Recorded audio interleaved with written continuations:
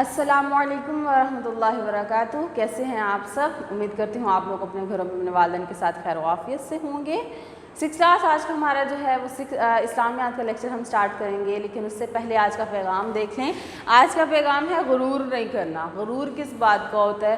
गुरूर कहते हैं अपनी चीज़ों पर अकड़ना और दूसरों को अपने से कम जानना। मतलब अपने पास जो आपके खसूसियात मौजूद हैं, जो चीज़ें मौजूद हैं, उन सब पे अकड़ना, ठीक है, और लोगों को समझना कि ये हमसे कमतर हैं, ये हमसे बड़े नहीं हैं, ठीक है, और उसको अपने अमल से ज़ाहिर भी करना, इसे कहते हैं गुरूर करना। तो गुरूर नहीं करना। अल्लाह ताला ने जो कुछ भी दिया है सबको एक बहुत अच्छी तकसीम के साथ दिया है। किसी को आजमाने के लिए दिया है, किसी के लिए इनाम के तौर पे दिया है, ठीक है। तो आपने इस चीज़ को समझते हुए कि अल्लाह ताला ने हमें जो है वो ये खूबियाँ दी हैं, इस तरह तकसीम की हैं, कुछ मुझे दी हैं, कुछ किसी और को दी हैं।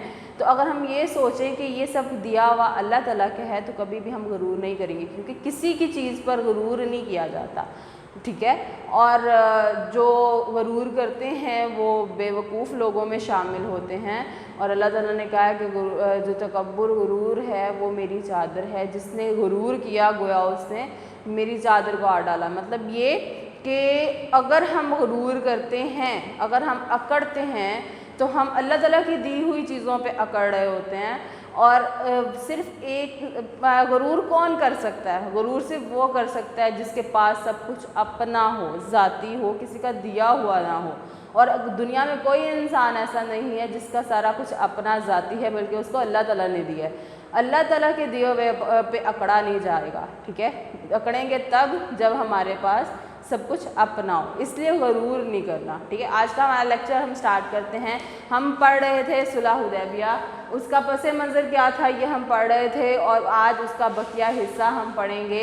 हमने कल जितना पढ़ा उसमें था कि ये सुलह हुदैबिया क्यों हुई, ठीक है, ये हम पढ़ रहे थे, जिसमें हमने जिक्र किया था कि नबी सल्लल्लाहु अलैहि वसल्लम को ख्वाब आया और उन्होंने सहाबा को हुक्म दिया कि चलो उम्रे के लिए नियत से चलते हैं।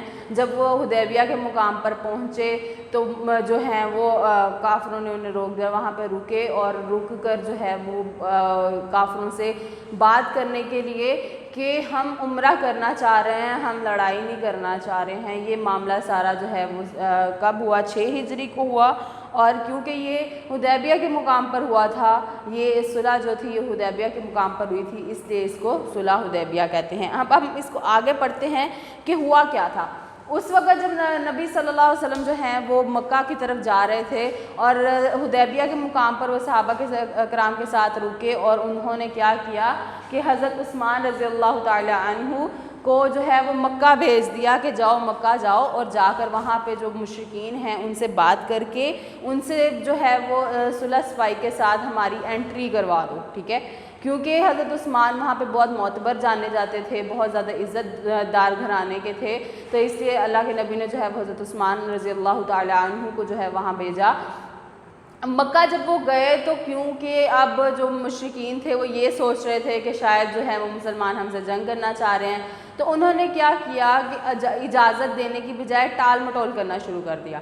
टाल मटोल किया इतना कि 2-3 दिन गुजर गए, लेकिन उन्होंने हज़रत उस्मान रज़ी अल्लाह ताला अन्हु को वापस जाने नहीं दिया। जब इतना वक्त गुजरा तो नबी सल्लल्लाहु अलैहि वसल्लम और सहाबा कराम रज़ी अल्लाह ताला अन्हुम के दरमियान में ये जो है वो अफवाह किसी ने फैला दी कि नाउज़ुबिल्लाह जो है वो हज़रत उस्मान रज़ी अल्लाह ताला अन्हु को शहीद कर दिया गया। अब जब ये ख़बर पहुँची, पहले क्या होता था बेटा, पहले जब भी मतलब इस तरह से कोई पैगाम लेके जाता था किसी दूसरी कौम की तरफ, एक कौम से दूसरी कौम की तरफ पैगाम लेके जाता था, तो उसे कत्ल नहीं किया जाता था। क्यों नहीं कत्ल किया जाता था? इसलिए कि अगर कोई कत्ल कर देता था तो वो उसकी तरफ से जंग का ऐलान समझ लिया जाता था, फिर उसके बाद सिर्फ जंग ही होती थी, इसीलिए कोई इसको कत्ल नहीं करता था। तो क्योंकि हज़रत उस्मान अब जो है वो पैगाम लेके गए थे, एक सुलह के लिए गए थे, और जब ये अफवाह फैली कि हज़रत उस्मान नाउज़ुबिल्लाह शहीद कर दिया गया है, तो नबी सल्लल्लाहु अलैहि वसल्लम को शदीद जो है वो गुस्सा आया और गम था कि इन्होंने हमारे सफ़ीर को जो है वो कत्ल कर दिया है। और क्योंकि ये समझा जाता था कि जंग जो है वो होगी, یہ جو ہے وہ جنگ چاہتے ہیں اور کچھ نہیں.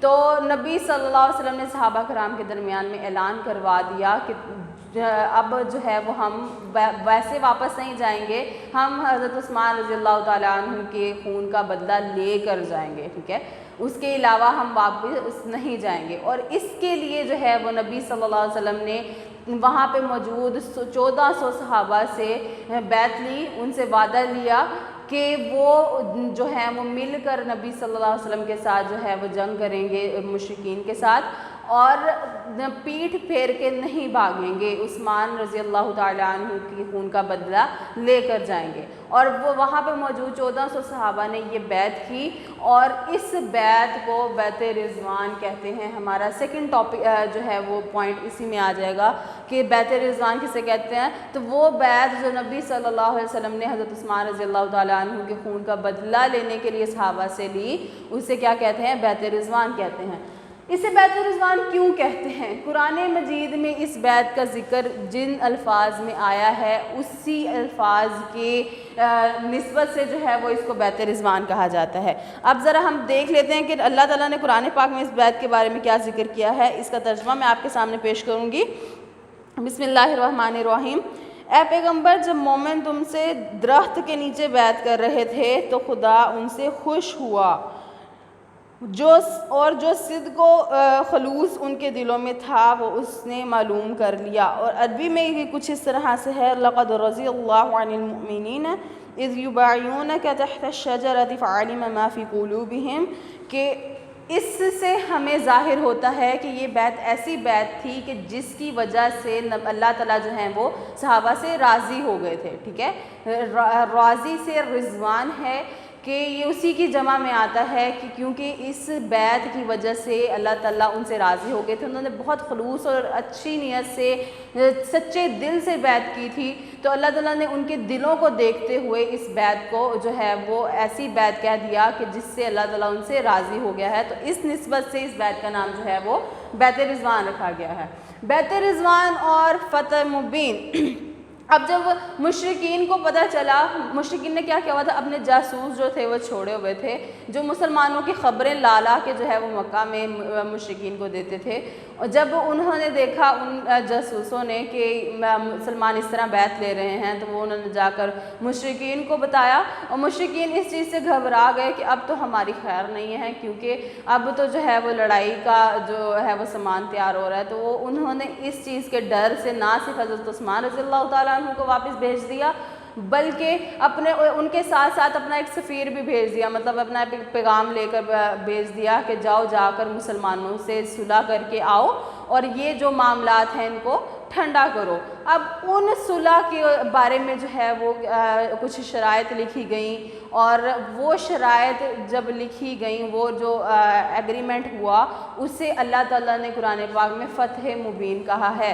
یہ کیوں کہا اللہ تعالیٰ نے اس شرائط میں, وہ کون سی شرائط تھی جن کو لکھا گیا اور یہ جنگ جو ہے وہ نہیں ہوئی, یہ انشاءاللہ ہم اپنے نیکسٹ لیکچر میں پڑھیں گے. اپنا بہت سارا خیال رکھیے گا اور اس کو دوبارہ سے ریوائز ضرور کیجیے گا, ٹھیک ہے. السلام علیکم ورحمۃ اللہ وبرکاتہ.